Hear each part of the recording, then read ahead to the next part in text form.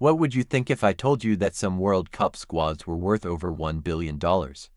And even more interesting, some of these teams didn't even win the trophy. In modern football, talent has a price tag.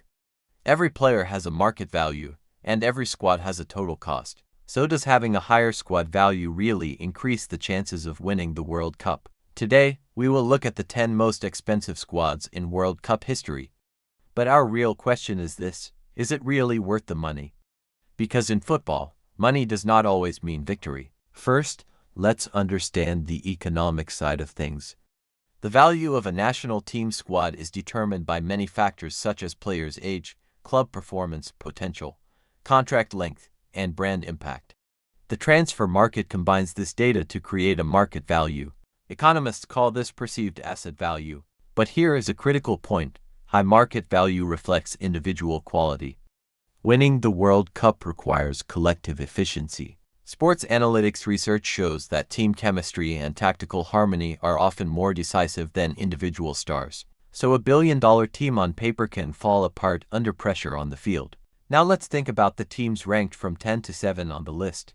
These squads entered the tournament as financial giants, Champions League winners, global superstars, massive expectations. But most of them couldn't even reach the final.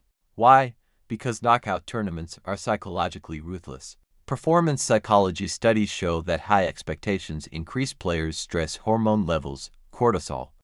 This directly affects decision-making speed and composure. As squad value increases, expectations grow. As expectations grow, pressure rises. And sometimes, the most expensive team is the one carrying the heaviest burden. As we move into the middle of the list, we see squads approaching the billion-dollar mark. Perfect on paper, world-class names in every position. But football is not played on paper, it is played in moments. One defensive mistake, one missed penalty, one wrong tactical decision. According to game theory, short tournaments involve far more luck than league formats. Even the statistically strongest team can be eliminated in a 7-match marathon. Money increases probability, but it does not guarantee the result. And now, let's move to the top 3 most expensive squads. The highest market value teams in World Cup history.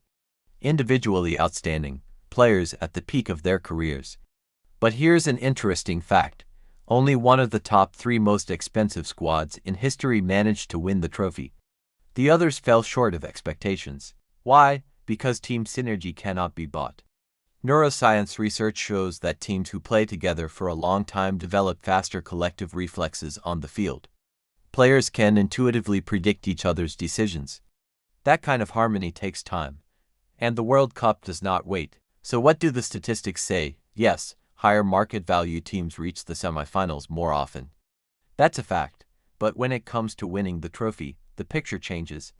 The World Cup has one of the highest unpredictability rates in global sports. Single elimination format. Intense emotional atmosphere. National pressure. In this environment, resilience often defeats reputation. Sometimes, it's not the more expensive team that wins, but the hungrier and more passionate one. So in the end, were the most expensive World Cup squads worth the money? Financially, yes. Sponsorship, revenue, brand value, global attention. These investments generate economic returns, but football history tells us something else.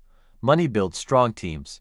Character wins championships. In the World Cup, true value is not measured by market price, but by the trophy lifted. What do you think? Do tournaments get won by money, or by mentality?